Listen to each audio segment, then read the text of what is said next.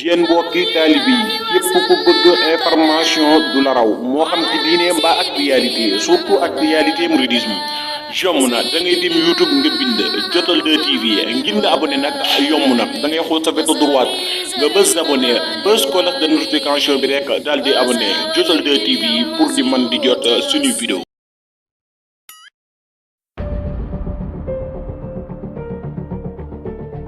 ñu ngi leen di nuyu di leen jaajëfal yéen ñiy suivre chaîne bi di Xalaat TV ñu leen di dalalaat ci seen jàngatu bés bii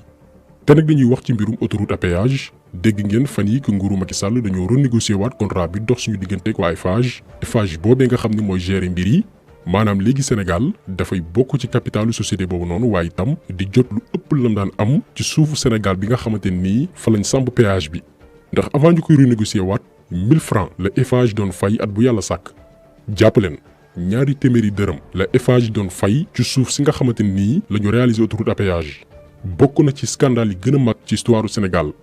donte bërki démb nguuru Macky Sall xoolaat nañ yenn pàcc contrat bi daañ ko leeral muy loo xam ni il faut le reconnaître mësul am ndax bu ñuy wax autoroute à péage duñ ko rek yamale ci nguuru Macky Sall sinon dafay nekk benn analyse bu subjective parce que du moom moo réaliser projet bi donte nag bañ leen falee ci ëllëg sa waroon nañu mën a jublu ci renégociation yi. peut-être ñenn ñi sax daañu wax ni bi ñuy réaliser projet bi Macky Sall moo newoon premier ministre en 2007 mais jàpp leen ni newul woon moom moo signé contrat bi convention bi biñ koy signé boobu Macky Sall newu fa même bu fa nekkoon itam premier ministre amul benn pouvoir ci suñu réew yi président moo koy wax muy jëf.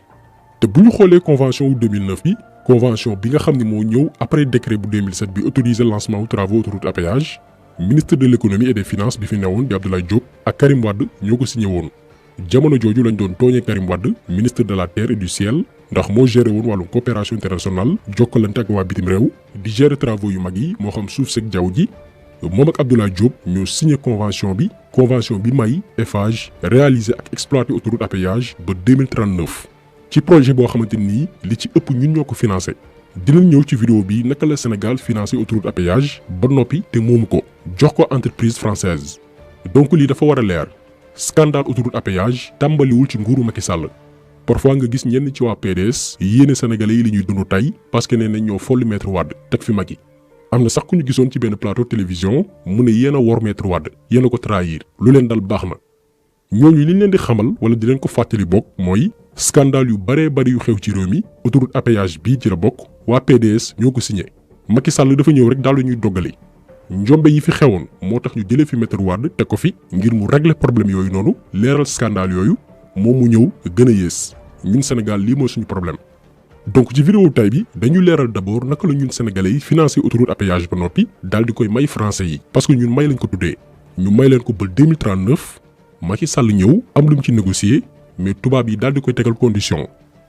bi mooy da nga yokk contrat bi jëlee ko 2039 yóbbu ko ba 2044. loolee lépp lañ fas yéene leeral tey tàmbalee ko ca fa mbir yi dooree. ñoo ngi ci atum 2007